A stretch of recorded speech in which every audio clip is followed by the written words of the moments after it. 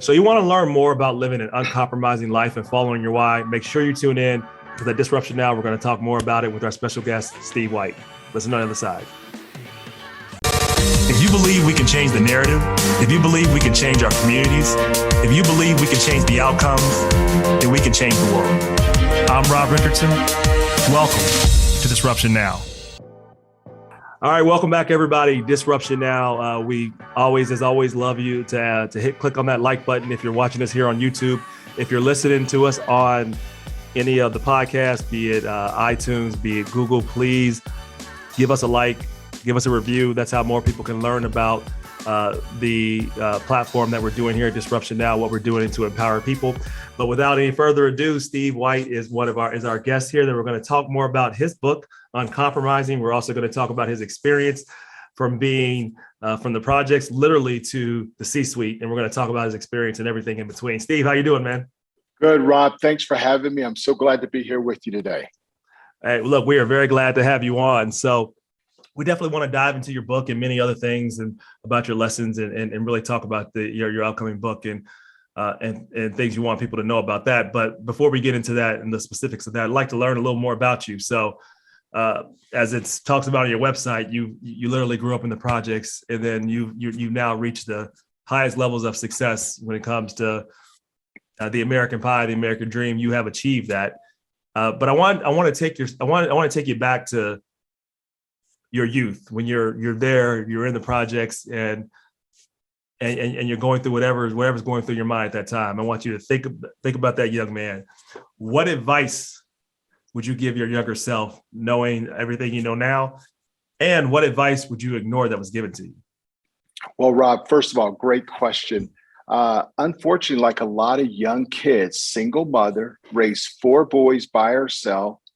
She was 29 years old when she decided to leave my father, we lived in Florida. Certainly that was not a popular decision with me or my 3 brothers, but guess what? She did not run a Democratic household. It was one sheriff in town, and we did what we were told. But the advice that I learned, because we started supporting her, she was a motel maid, and then she became a high school janitor for 35 years. And this is a motel with an M, not a hotel with an H. A motel, there's no spa, there's no elevator. You pull your car right up to the door. So we're talking about the absolute bottom of the food chain. But what I learned in those motels, some of the advice that I got is there are only 2 things you can control, Rob: your effort and attitude. I'm going to outwork you.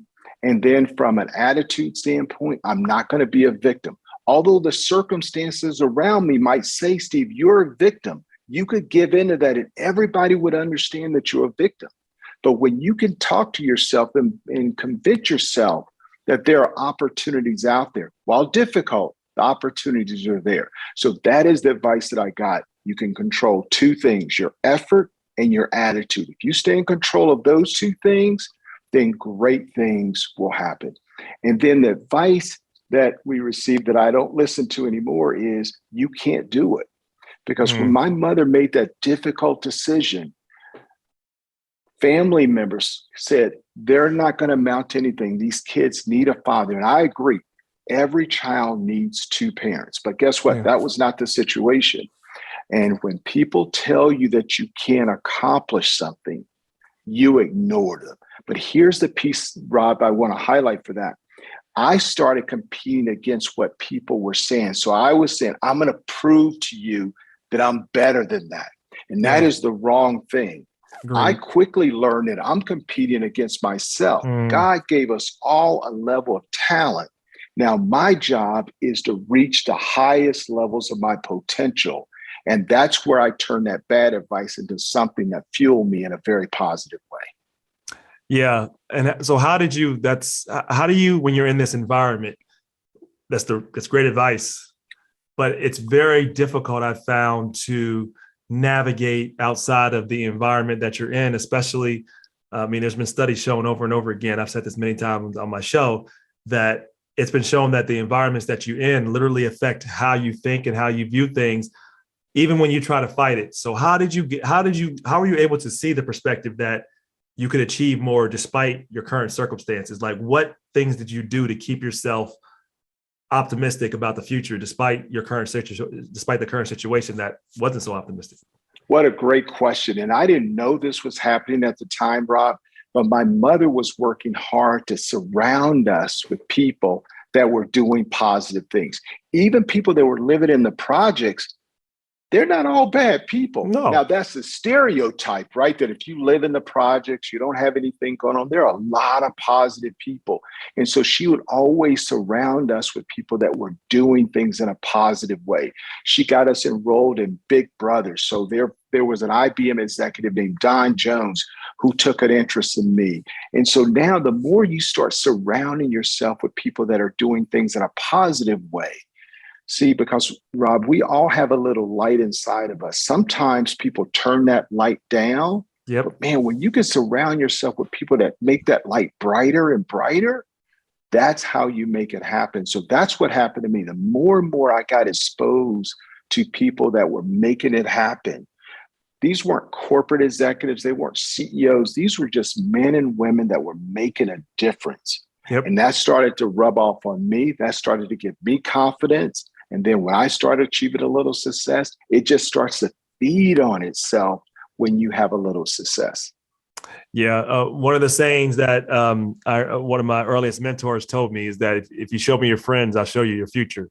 Right. So who you surround yourself with has the most direct effect on what you're going to be. Like it's a lot of things that affect it, but essentially who you decide to spend your time with, who you decide to hang out with, like those are really important decisions. And I tell this to my son all the time, like you need to be careful who you hang around with, hell, who you date.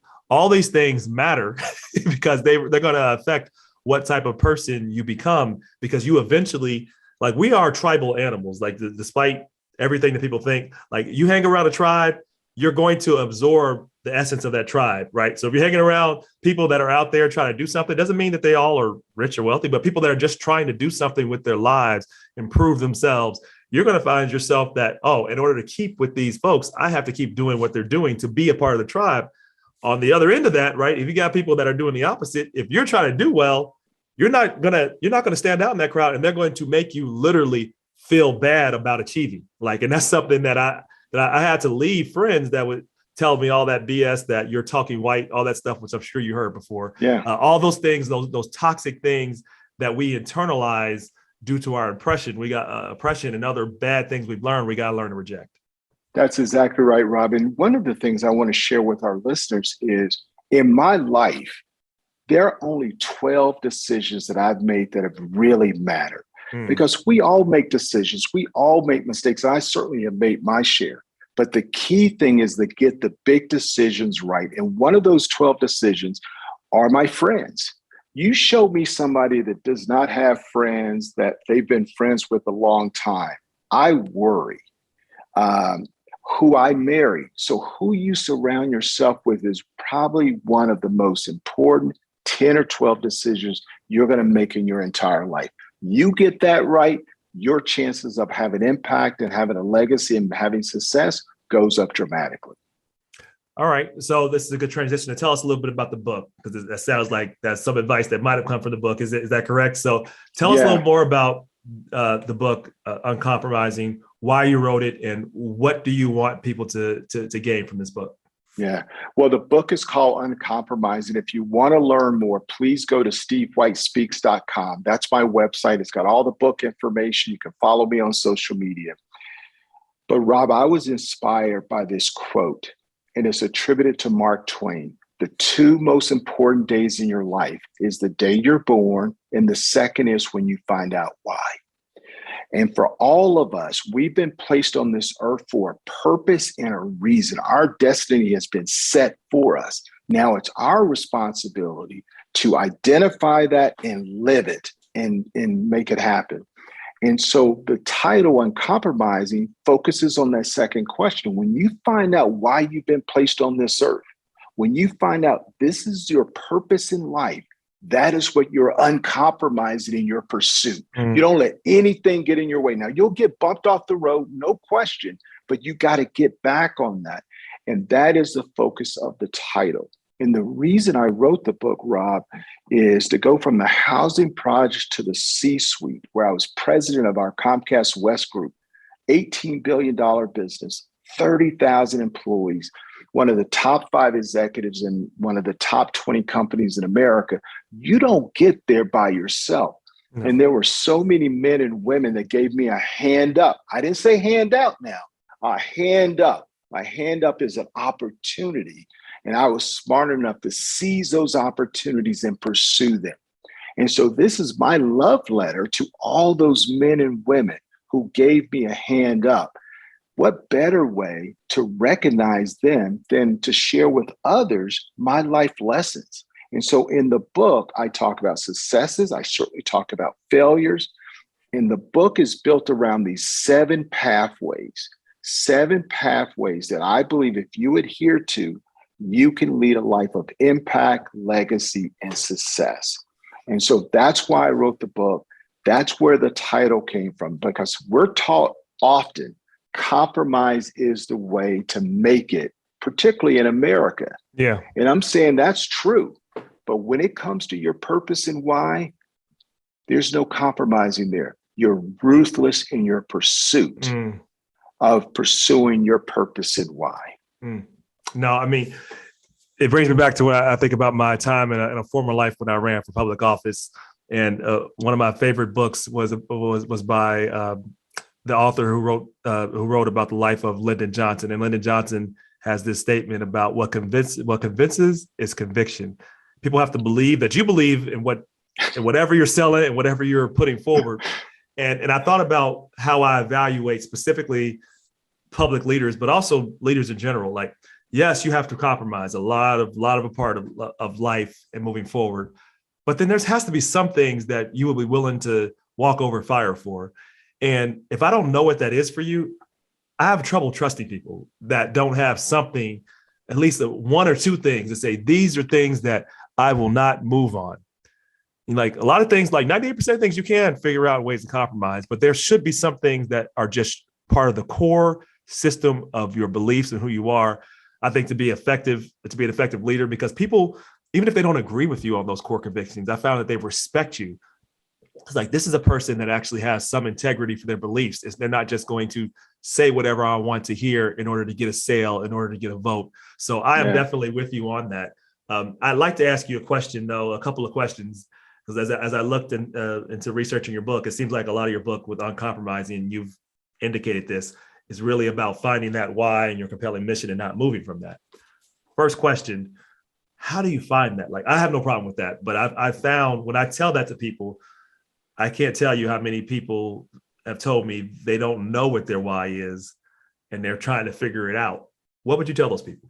Yeah, well, here's how I think about it.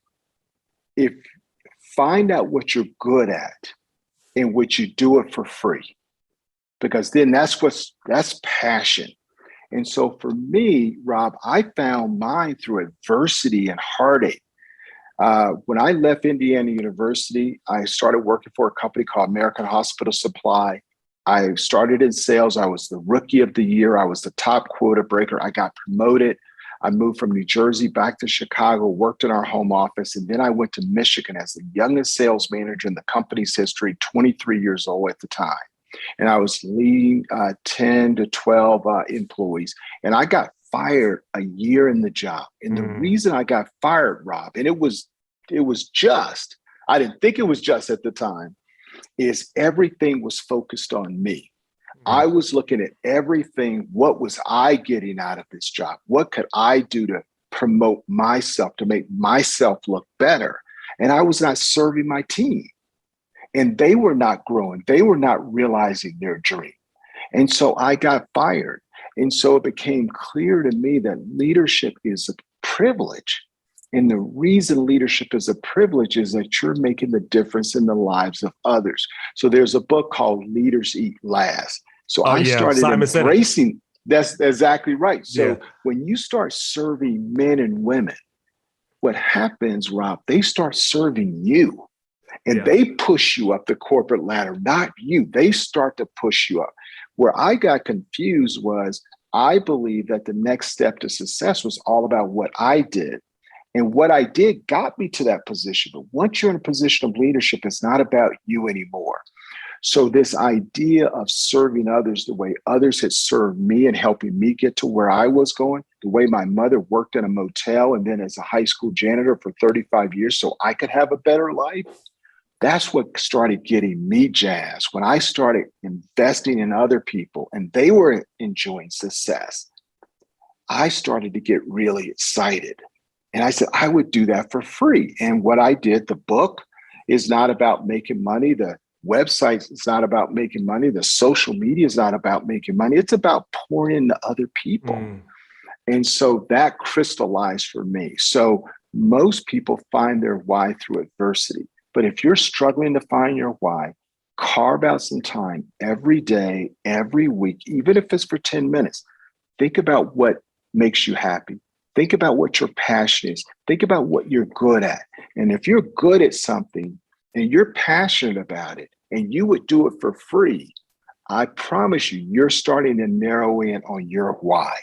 And most whys involve serving someone else. It's very rarely about you or serving yourself. Right. It is always about serving and impacting other people. Yeah, it's only about you in terms of your journey to find it, right? That's exactly right. Right. It's about you in terms of understanding your personal connection to how you got to that why. But that why is only a why if it has impact on others, right? Because then that's exactly right. Because there's a song that says you die twice. You die the day they put you in the ground. The second day you die is when the last person mentions your name. We should all be striving for a legacy. Long after we're gone, there are people talking about us in a positive way and how we impacted their life. That is legacy. That is living your why. Yeah. It's so interesting how you looked at your situation and you saw the most, you took the most positive aspect and you also did what I believe is the most mature level of self-awareness. You know, self-awareness is not how we hope others to see us, but how others actually do see us. And then being able to see it through that very challenging lens, right? Because if we're honest, there's some things that we can be better at that we don't like. And so anytime you have these conflicts, it's easy. And I'm sure there also was some merits to when you talked about it, you were 23, you said, or 20. Yeah. Like, I think about the cultural climate. Most salespeople, I think, are how you describe yourself. So I think there was also some other things that you were held to a higher standard on than other people, if I can be very direct, because I know a lot of salespeople that do, only thing that ever matters is how much money you bring in. I don't think that should be the case. But my guess is a lot of corporations still view it that way and sometimes give us the additional burden of meeting things. But what good does it do you to view it that way, right? How could you grow from that experience if you just looked at it in terms of I was done wrong? Even if you were, the question is, what can you learn from this situation? That's exactly right. And it's all about finding your purpose and living it, because it's hard enough to live one life. Trying to live somebody else's life, it makes it even harder. So just focus on you being you. Yep. No, totally agree. So, all right, I want to do a couple lightning round questions I always ask people. So what is an important conviction you have or truth that very few people agree with you on? No matter what my circumstances, I'm not going to be a victim. Unfortunately, Rob, there's a lot about what are you going to do for me? It's all about radical responsibility. And I see if what's in front of me, I'm a realist. I've got a 9-year-old son. I got to teach how to live in this world, but I have to do it with the lens that it's about you and what you can accomplish. And let's not worry about somebody else. Condoleezza Rice, I was at one of her presentations and she said her family taught her, look, if somebody don't want to sit by you, let them move. Don't you move. I like that. That's good, actually. That's good on a lot of levels. Like, you don't move who you are. You don't move where it sounds like metaphorically and actually literally, like if they don't want to sit by you, fine. But also that means if they don't like who you are, you don't have to change who you are. Because it doesn't matter, because they probably ain't gonna like you anyway, even if you try to change for what they want you to be. That's exactly right. So that's the advice that sometimes people don't always agree with. I'm going to own me.